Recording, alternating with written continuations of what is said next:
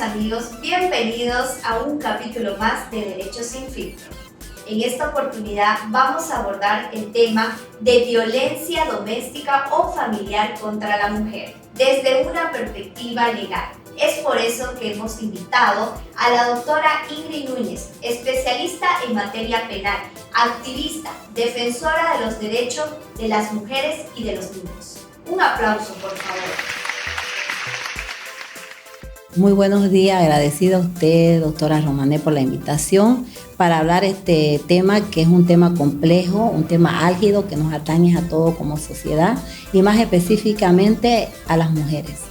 ¿Y cuál es tu trayectoria como profesional en el área penal? Ingrid Núñez es una abogada que me he dedicado al ejercicio libre durante aproximadamente 15 años, ¿ya?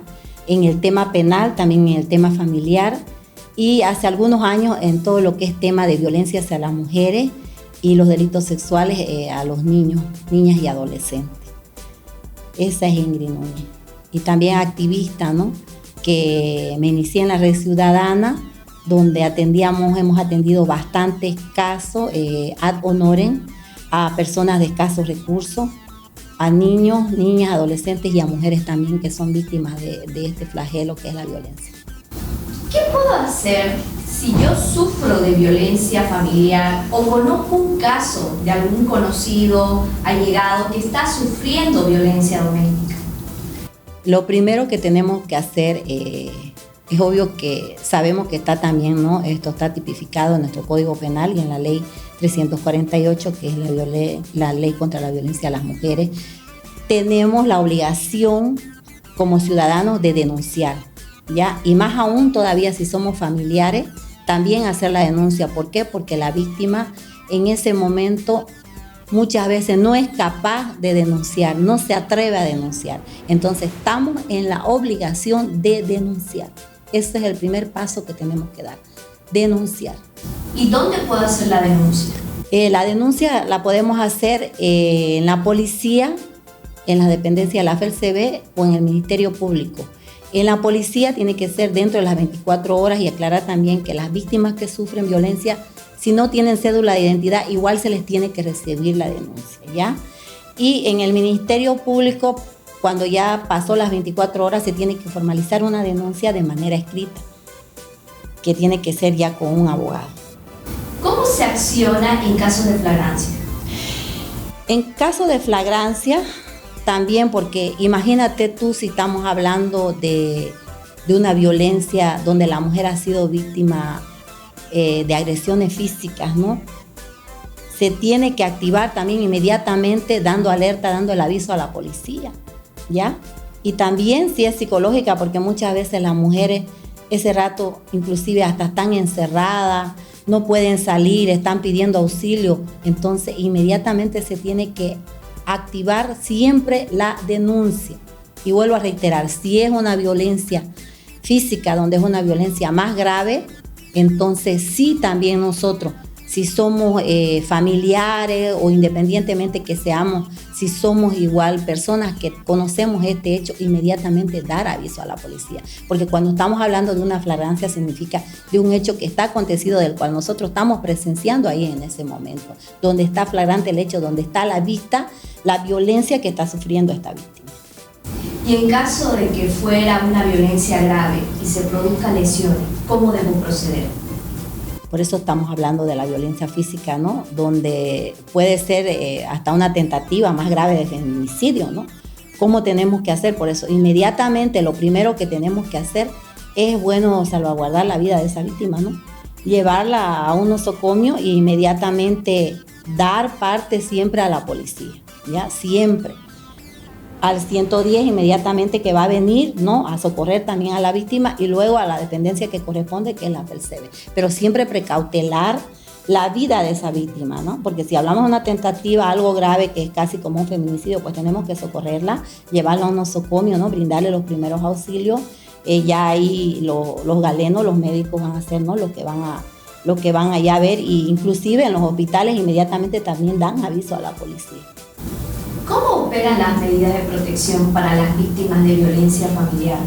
Las medidas de protección son garantistas, no son garantías que se le da a la víctima.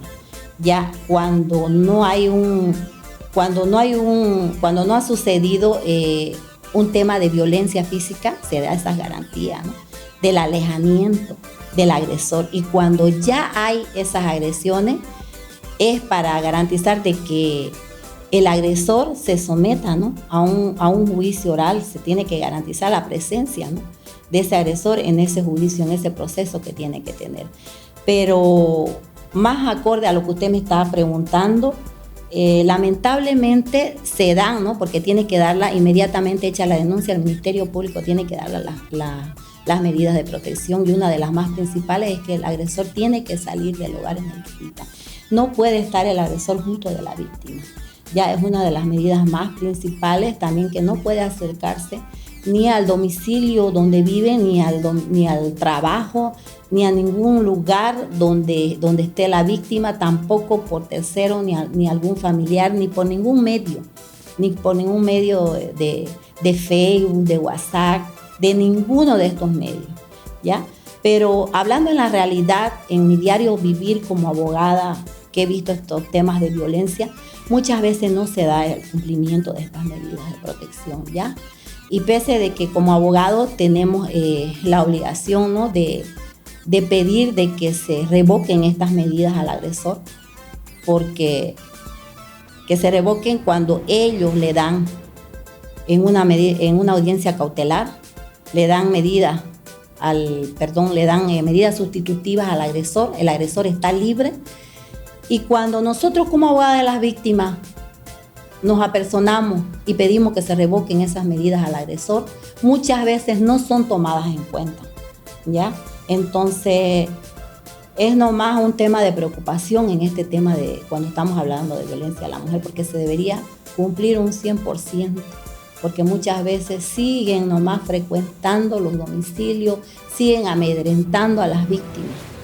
Entonces, es nomás un tema donde se debería ahondar más esta situación, porque es peligroso este tema de las medidas de protección que no se cumplen por el agresor. Por la mayoría de los agresores no se da este cumplimiento. ¿Se puede conciliar en casos de violencia familiar? Bueno, en realidad en la ley 348 dice que no se debe dar esta conciliación, a no ser por única vez que sea promovida por la víctima, por solo una vez, ¿ya? Sí, hay una excepción por única vez, dice, pero tiene que ser promovida por la víctima y que no tiene que existir ninguna presión, ¿ya? Tiene que ser de manera voluntaria, pero obvio de que esto no descarta de que el Estado va a seguir con el proceso, ¿no? Tanto el Ministerio Público como el órgano judicial, ¿no? ¿Cómo procede el procedimiento penal en caso de delitos de violencia familiar o doméstica? El procedimiento penal es el mismo. Tenemos la ley 348. Bueno, está la denuncia, ¿no? Tenemos la etapa inicial, luego tenemos la etapa preparatoria, luego tenemos que irnos a un juicio oral y público, ¿no? Donde se va a dar una sentencia. Sabemos que la sentencia más grave en este tema es del feminicidio, que son 30 años sin derecho a indulto. Si estamos hablando de una violencia doméstica que está aquí estipulado en la ley 348, nos habla de 3 a 6 años, ¿no? Eso nos está hablando. Eso sería el procedimiento.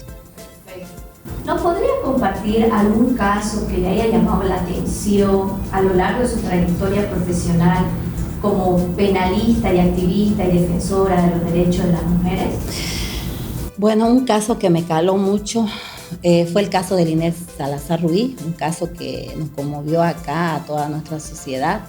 Un feminicidio de una profesional joven, brillante, con un futuro, ¿no?, por delante, que fue asesinada por su esposo, el cual quería hacer ver que el móvil era un suicidio, que ella se había suicidado, ¿ya? Pero la verdad que un tipo psicópata, un tipo donde hablaba como que si no hubiese sucedido nada, hasta incluso lloraba, ¿ya? Pero podíamos decir, gracias a la excelente participación del ITPU, teníamos una prueba contundente que fue la prueba de guantelete. Inclusive él, ese día que se le tomaban las declaraciones, pidió ir al baño, ¿para qué? Para lavarse las manos con su propio orín y poder descartar esta prueba. Porque cuando le hacen la prueba de guantelete, le ponen un cierto reactivo y él pensó que se iba a poder borrar con ello, no se pudo. Entonces fue una prueba contundente, la cual ahí se lo declaró culpable y también con un excelente tribunal, un excelente ministerio público, se puede decir un excelente equipo que tuvimos de trabajo. Entonces me caló mucho, me caló hondo, fue uno de mis primeros feminicidios que tuve como profesional que me caló. Y gracias a Dios se hizo justicia, donde tuvimos, vuelvo a reiterar, una sentencia ejemplificadora de 30 años sin derecho a indulto. Ese caso sí que me caló hasta el día de hoy. ¿Qué mensaje le daría a las mujeres que actualmente están sufriendo violencia doméstica y no saben si denunciar o cómo actuar, si contarle a alguien? ¿Qué mensaje le daría? El mensaje que les doy primeramente, antes que a las mujeres, a las autoridades, porque cuando estamos hablando de violencia es un tema álgido, un tema complejo, donde nadie más que lo ha vivido sabe cómo una mujer está en ese momento. Esa mujer está choqueada, está destrozada. Desde el momento que inicia su denuncia tenemos que tener personal calificado, policía con estudios específicamente para atender este tema de violencia a las mujeres, jueces también especializados en estas situaciones.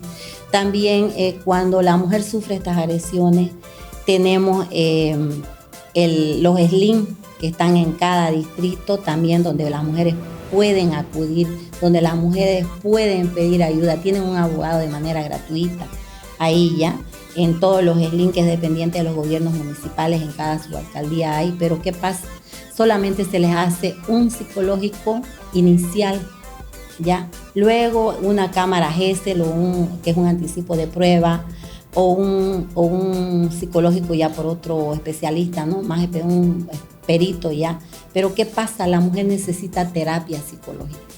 Entonces pedir a todas las autoridades de que tomen en cuenta que si la mujer no hace terapia, la mujer no puede sanarse, no puede curar esas heridas, la mujer está con la autoestima baja. Entonces la mujer necesita amarse, necesita subir esas autoestimas, ¿ya? Y es lo que necesita terapia. Entonces eso primeramente, y decirle a todas las mujeres que no callen, que denuncien, que no tengan miedo. También aparte de eso, somos bastantes activistas, bastantes grupos de mujeres que ayudamos a otras mujeres. Ya también hay Ni Una Menos, en el cual también yo estoy ahora, miembro del Ni Una Menos. Y también que ayudamos también a las mujeres de escasos recursos, pueden acudir también a mí. Yo las ayudo de manera gratuita, ad honorem. Y como les vuelvo a repetir, no callen, mujeres, denuncien, no tengan miedo, no están solas. Siempre va a haber alguien que les va a ayudar. Eso sería mi recomendación para las autoridades y para todas las mujeres. Más aún ahora que estamos en una lucha controversial donde dice de que algunas mujeres están mal utilizando la ley. Esta ley está bien complementada. Lo que hace falta acá es más recursos para poder tener más casas de acogida. Solo tenemos una o dos, una dependiente de la gobernación, otra dependiente de lo que es el municipio, la Ana Medina, donde ahí las mujeres también reciben terapias ocupacionales. Entonces todas esas situaciones tenemos que valorar y tenemos que ver de que la mujer necesita todas estas situaciones. Entonces vuelvo a reiterar, mujeres, no callen, denuncien, no están solas. La violencia empieza de manera psicológica con el revisar del celular, con un simple cachetazo, pero ya es una alerta, ya es una violencia. Así empezó en el caso de Inés Salazar Ruiz, del feminicidio que yo le comentaba, ya de una mujer profesional, de una brillante profesional. No sean ustedes una más de esas mujeres que hoy lastimosamente no están acá con nosotros. Entonces por eso denuncien desde el primer momento que ustedes vean de que es una persona controladora, de que es una persona que no les está dejando ser lo que ustedes son, ya es violencia y desde ahí se inicia la violencia. ¿Los celos son considerados como una forma de violencia familiar? Sí, son considerados como una violencia familiar. Más aún si son celos enfermizos donde la tienen a las mujeres controladas, le van bajando la autoestima, la van controlando psicológicamente. Aunque usted no crea, el tema psicológico es grave también. No es nomás decir, como muchas veces algunas mujeres me dijeron a mí, voy a la policía y me dicen a mí a denunciar, pero ¿para qué vienes a denunciar si no tenés nada, no te veo golpes, no te veo moretones? ¿Y qué de la violencia psicológica, doctora Romane? ¿Qué? Es algo que es peor que a usted le den un golpe, porque es algo que usted la está destruyendo por dentro. Entonces, denuncien, mujeres, sea psicológica, sea física, denuncien, no callen. Eso serían mis recomendaciones para todas las mujeres. Y como les digo, siempre alguien las va a ayudar. Y gracias a usted, a una mujer profesional brillante, que tengo el gusto de conocerla, de compañera de la universidad, por tocar este tema que nos atañe a todos, no solo a las mujeres, a toda la sociedad. Muchas gracias. Muchas gracias, querida Iti, por estar acá presente y aceptar nuestra invitación. Gracias. Gracias.